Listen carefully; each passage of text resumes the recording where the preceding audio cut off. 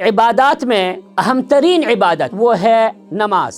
یہ نماز وہ واحد عبادت ہے کہ انسان کو برائی سے روک لیتی ہے اور انسان کو بھلائی کے طرف، خیر کے طرف لے کے جاتا ہے۔ اور یہ وہ واحد عبادت ہے کہ قیامت کے دن اللہ رب العالمین سب سے پہلا جب حساب و کتاب شروع کرے گا، سب سے پہلا سوال جب اللہ کرے گا وہ نماز کے بارے میں۔ نبی صلی اللہ علیہ وسلم نے حدیث شریف میں فرمایا سب سے پہلا سوال نماز کے بارے میں اللہ فرمائے گا، اور جو نماز کے متعلق، نماز کے بارے میں، نماز کے سوالات کے بارے میں کامیاب ہو گیا تو نبی نے فرمایا باقی جتنی بھی عبادات ہے سب میں وہ کامیاب بھی حاصل کرے گا۔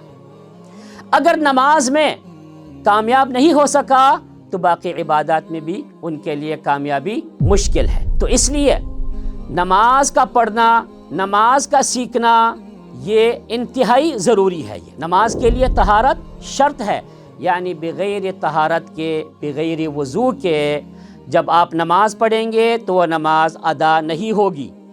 نبی صلی اللہ علیہ وسلم نے فرمایا لا يقبل اللہ صلاۃ بغیر طہور، اللہ بغیر وضو کے نماز قبول نہیں فرمائے گا۔